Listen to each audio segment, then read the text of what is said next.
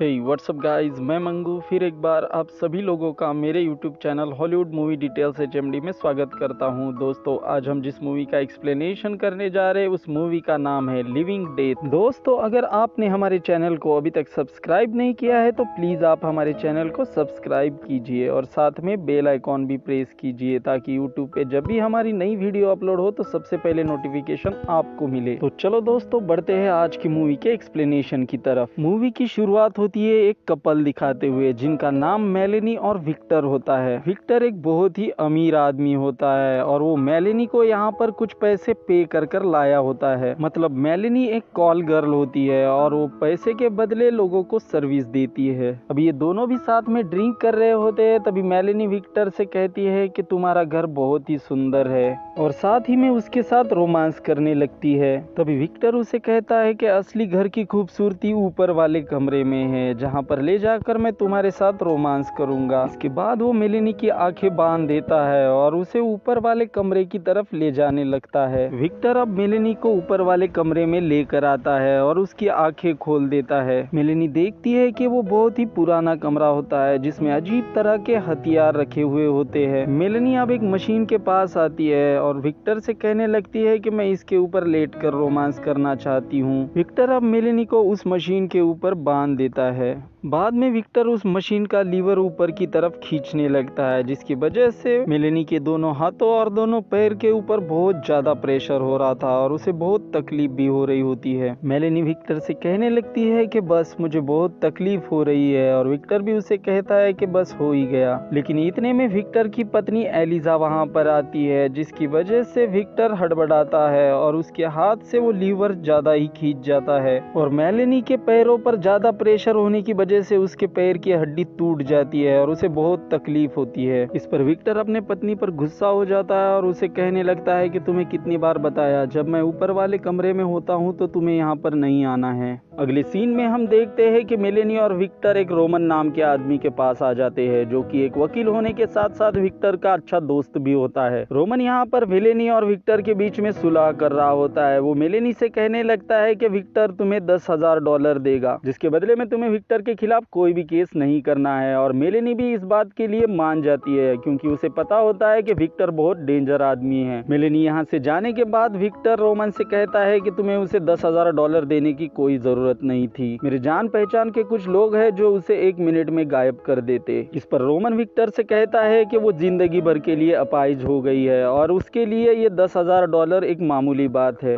दरअसल विक्टर का आज 35वां जन्मदिन होता है और इस जन्मदिन के मौके पर वो अपने वकील के पास अपनी वसीयत लिखने लगता है। विक्टर रोमन से कहता है कि मैं मरने के बाद मेरा पोस्टमार्टम नहीं करना चाहिए और साथ ही में मेरे फ्यूनरल पर मुझे कोई भी फूल ना चढ़ाए, मुझे फूल बिल्कुल भी पसंद नहीं है। और जाते जाते वो रोमन को शाम के बर्थडे पार्टी में इनवाइट भी करता है। शाम को पार्टी में विक्टर बहुत ही ज्यादा दारू पीता है और वो नशे की हालत में जुए पर सारा पैसा हार जाता है और दूर से ये सब एलिजा देख रही होती है और वो रोमन से कहती है कि आज की शाम मैं तुम्हारे साथ गुजारना चाहती हूँ, क्योंकि इन दोनों का अफेयर होता है। एलिजा विक्टर के पास आती है और उसे जुआ खेलने के लिए मना कर रही होती है, लेकिन विक्टर उसकी बेइज्जती करता है और यहाँ से जाने के लिए कहता है। इसके बाद एलिजा रोमन को लेकर अपने कमरे में आ जाती है और ये दोनों भी एक दूसरे के साथ रोमांस करने लगते हैं। इधर विक्टर अपना सारा पैसा जुए में हार जाता है, जिसकी वजह से उसे बहुत ही ज्यादा गुस्सा आता है। बाद में वो एक अपनी पिस्टल निकालता है और उसे उस आदमी पर तान देता है और उसे अपने पैसे वापस लौटाने के लिए कहता है, तो वो आदमी भी वहां पर उसके पैसे वापस कर देता है। रोमन और एलिजा कमरे में एक दूसरे के साथ इंटीमेट होने ही वाले होते हैं, तभी दरवाजे पे विक्टर आ जाता है। एलिजा रोमन को एक कबर्ड में छुपा देती है और दरवाजा खोलती है। विक्टर बहुत ही ज्यादा नशे की हालत में होता है और वो एलिजा पे चिल्ला भी रहा होता है, इसलिए एलिजा उसे सुला देती है और वो रोमन को कबर्ड से बाहर निकाल कर दोनों भी उस रूम से बाहर चले जाते हैं। अगले दिन विक्टर टीवी पर गेम खेल रहा होता है, तभी एलिजा उसके पास आती है और उसे कहने लगती है कि वो शॉपिंग के लिए बाहर जा रही है। लेकिन एलिजा इधर रोमन को मिलने आई होती है। वो रोमन से कहने लगती है कि मैं विक्टर को और बर्दाश्त नहीं कर सकती, मुझे जल्दी विक्टर से छुटकारा चाहिए, तुम कैसे भी करके जल्द से जल्द विक्टर को मरवाओ, इसके बाद हम दोनों भी साथ रहेंगे। लेकिन रोमन उसे कहने लगता है कि ऐसे करना बहुत जल्दबाजी हो जाएगी, क्योंकि अभी अभी उसके नाम सारी प्रॉपर्टी हुई है और पुलिस को तुम पर ही शक होने जाएगा।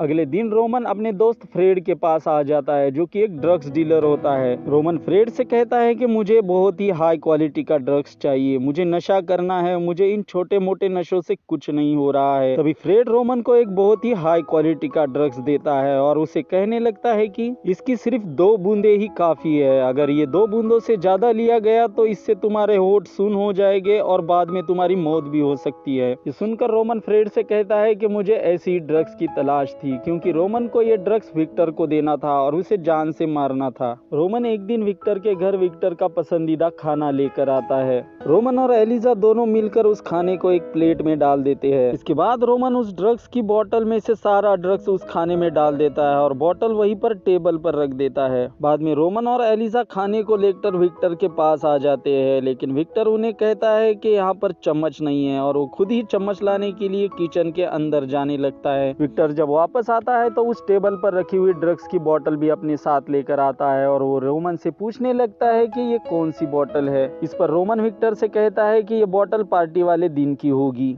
विक्टर को भी रोमन के बात का यकीन हो जाता है और वो खाना खाने लगता है, लेकिन थोड़ी ही देर बाद विक्टर रोमन से कहने लगता है कि वो उसके होठों को महसूस नहीं कर पा रहा है और साथ ही में विक्टर को कमजोरी भी हो रही थी और उसे चक्कर भी आ रही होती है। और इतना कहते ही विक्टर कांच के टेबल पर नीचे गिर जाता है। अब विक्टर जमीन पर पड़ा हुआ था, तभी मेलेनी और रोमन दोनों उसे देखते हैं और उसकी मौत के खुशी में दारू पीने लगते हैं। कुछ देर बाद यहाँ पर इन्वेस्टिगेशन करने विक्टर के डेड बॉडी के पास पुलिस आ जाती है। डॉक्टर की टीम उसे मृत घोषित करती है, लेकिन डॉक्टर को अभी तक पता नहीं चलता कि इसके मरने की वजह क्या है। इसलिए डॉक्टर रोमन से कहते हैं कि हमें इसका पोस्टमार्टम करना होगा और इसके मरने की असली वजह जाननी होगी, लेकिन रोमन उनसे कहता है कि तुम विक्टर का पोस्टमार्टम नहीं कर सकते, क्योंकि उसने अपनी वसीयत में लिखा है कि उसका पोस्टमार्टम नहीं होगा। इस पर डॉक्टर रोमन से कहते हैं कि मुझे इसके डेड बॉडी को लेके जाना ही होगा, अगर तुम्हें रोकना है मुझे तो तुम कोर्ट की नोटिस लाओ। रात को रोमन और एलिजा दोनों भी बहुत टेंशन में होते हैं, क्योंकि उनको पता होता है अगर पोस्टमार्टम हुआ तो इनका सारा प्लान पुलिस वालों को पता चल जाएगा। अगले दिन रोमन को उसके दोस्त फ्रेड का फोन आता है, जिसने उसे वो ड्रग्स दिया था। वो रोमन से कहने लगता है कि उस ड्रग्स की वजह से आदमी मरता नहीं है, बस कुछ देर के लिए वो सुन्न हो जाता है, जिससे डॉक्टर भी ये समझ नहीं पाते कि वो जिंदा है या मर गया है। साथ ही में वो रोमन से ये भी कहता है कि धीरे धीरे उस ड्रग्स का नशा कम भी होता है और इस वजह से वो जिंदा भी हो जाएगा। ये सुनकर रोमन फ्रेड पर चिल्लाने लगता है कि ये बात उसने उसे पहले क्यों नहीं बताई। डॉक्टर अब विक्टर के बॉडी का पोस्टमार्टम करने के लिए उसके बॉडी को ऑपरेशन थिएटर में लाया होता है। डॉक्टर के साथ यहाँ पर एक माइक नाम का लड़का भी होता है, जो कि एक मेडिकल स्टूडेंट होता है और वो प्रैक्टिस करने के लिए इस डॉक्टर के पास आता रहता है। डॉक्टर अब पोस्टमार्टम शुरू करने वाले होते हैं, तभी उन्हें एक अर्जेंट कॉल आ जाता है और इसकी वजह से उन्हें यहाँ से जाना पड़ता है। डॉक्टर के जाने के बाद माइक के दोस्त यहाँ पर आ जाते हैं, जिनका नाम जेसिका और डीन होता है। वो यहाँ पर विक्टर की बॉडी देखते हैं और उसके बॉडी पर प्रैक्टिस करने की मांग करते हैं, लेकिन माइक इसके लिए मना कर रहा होता है। लेकिन जेसिका के बार बार कहने पर माइक उसकी बात मान लेता है, क्योंकि वो जेसिका से प्यार करता था। डीन यहाँ पर विक्टर की आंखें बंद करता है, क्योंकि उसे लगता है कि विक्टर उसे घूर रहा है। इसके बाद ये उसका पेट फाड़कर उसके अंदर हाथ डालने लगते हैं और उसके बॉडी पार्ट को अपने हाथों से महसूस करने लगते हैं। डीन अब विक्टर के पेट की आंतड़ी बाहर निकालता है, लेकिन तभी अचानक से विक्टर की आंखें खुल जाती है। जेसिका जब विक्टर की तरफ देखती है तो उसे उसकी आंखें खुली हुई दिखाई देती है, लेकिन ये ज्यादा उस बात पर बातचीत करते नहीं है और उस बात को इग्नोर कर देते हैं। जेसिका अब विक्टर के सर को काटने के लिए एक ड्रिल मशीन उठाती है और उसके तरफ बढ़ने लगती है,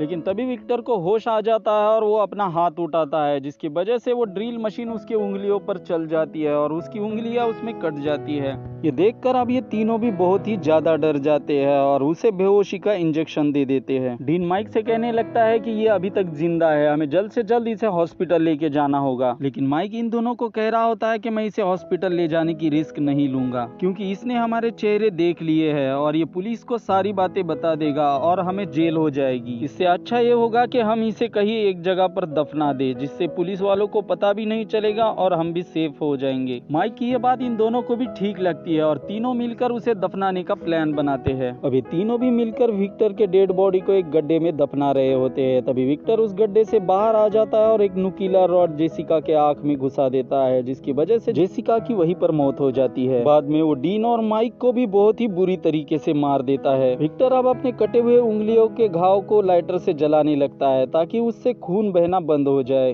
विक्टर अब रोमन और एलिजा से बदला लेने के लिए घर जा रहा होता है। तभी रास्ते में उसे मेलेनी दिखाई देती है। वो मेलेनी के पीछे पीछे उसके घर पर आ जाता है और उसे उसके कॉट से बांध देता है, क्योंकि विक्टर को लग रहा होता है कि रोमन और एलिजा के साथ मेलेनी भी मिली हुई थी और इसने मिलकर उनके साथ प्लान बनाया था। विक्टर अब मेलेनी के पास बैठकर रोमन को कॉल कर रहा होता है, लेकिन तभी मेलेनी अपने आप को छुड़ाती है और एक रॉड से उसके सर में मार देती है, जिससे विक्टर नीचे गिर जाता है। मेलेनी अब यहाँ से भाग ही रही होती है, लेकिन विक्टर उसे पकड़ लेता है और उसका गला दबाने लगता है। मेलेनी अब नजदीक पड़ा हुआ फोन को उठाती है और उस पर मदद मांगने लगती है, तो दूसरी तरफ रोमन बात कर रहा होता है, लेकिन इतने में विक्टर उसके सर पर रॉड मार देता है, जिसकी वजह से उसकी वहीं पर मौत हो जाती है। इधर फोन पर रोमन सारी बातें सुन रहा होता है और उसे पता चलता है कि विक्टर अभी तक मरा नहीं है, वो जिंदा है। रोमन अब विक्टर जिंदा होने की बात एलिजा को भी बता देता है, जिससे एलिजा भी बहुत शॉक्ड हो जाती है। रोमन अब घर के सारे खिड़की और दरवाजे बंद कर देता है, क्योंकि उसे पता है कि विक्टर उसके मौत का बदला लेने के लिए जरूर वापस आएगा। तभी उसे उसके घर के सामने एक कार खड़ी हुई दिखाई देती है, जिसे देखने के लिए वो बाहर चला जाता है। इधर जेसिका अब घर में अकेली ही होती है। तभी उसे घर में कुछ होने का एहसास हो जाता है। वो अपने हाथ में एक पिस्टल लिए हुए रोमन को आवाज देने लगती है और उस कमरे से बाहर आ जाती है। तभी विक्टर उसके सामने आ जाता है और उसका मुंह बंद कर उसे ऊपर वाले कमरे की तरफ ले जाने लगता है। रोमन जब घर के अंदर वापस आ जाता है तो उसे घर में सारा सामान बिखरा हुआ दिखाई देता है, जिसकी वजह से वो समझ जाता है कि विक्टर घर के अंदर ही है। रोमन अब सारे घर के अंदर एलिजा को ढूंढ रहा होता है। तभी उसे ऊपर वाले कमरे से एलिजा के चिल्लाने की आवाज आ जाती है और रोमन भी ऊपर वाले कमरे की तरफ जाने लगता है। वो ऊपर जाते समय एलिजा की जमीन पर गिरी हुई पिस्टल भी अपने साथ ले लेता है। वो ऊपर आकर देखता है तो एलिजा को एक जगह पर बांध रखा था और उसके साइड में ही विक्टर खड़ा होता है। वो विक्टर को देखकर उसे शूट करने लगता है, लेकिन उस पिस्टल में गोली ही नहीं होती। विक्टर अब एलिजा के गले पर एक चाकू रख देता है और रोमन से कहता है कि उस मशीन पर सो जाओ। रोमन विक्टर की बात मान लेता है और उस मशीन के ऊपर सो जाता है। इसके बाद विक्टर एलिजा को उसके पास लेकर आता है और उसे लॉक करने के लिए कहता है, तो एलिजा भी उसकी बात मान लेती है और वो रोमन को उस मशीन पर लॉक करने लगती है। इसके बाद विक्टर एलिजा के हाथ में उस मशीन का लीवर दे देता है और उसे पूरा ऊपर खींचने के लिए कहता है। एलिजा विक्टर की बात मान लेती है और लीवर को पूरा ऊपर खींचती है, जिसकी वजह से रोमन के दोनों हाथ उसके शरीर से अलग हो जाते हैं और वहीं पर रोमन की मौत हो जाती है। इसके बाद एलिजा विक्टर के पेट में जोर से कोनी मारती है, जिसकी वजह से विक्टर के पेट के टाके खुल जाते हैं और उसकी सारी आंतड़ियां बाहर आ जाती है। बाद में एलिजा अपने हाथ में एक कुल्हाड़ी लेती है और उसे विक्टर के सर में मार देती है, जिसकी वजह से विक्टर की भी मौत हो जाती है। दोस्तों, अगर आप इस मूवी का पार्ट 2 भी देखना चाहते हैं तो प्लीज हमारे चैनल को सब्सक्राइब कीजिए, क्योंकि जल्द ही हम इसका पार्ट 2 अपलोड करने वाले हैं। Thanks for the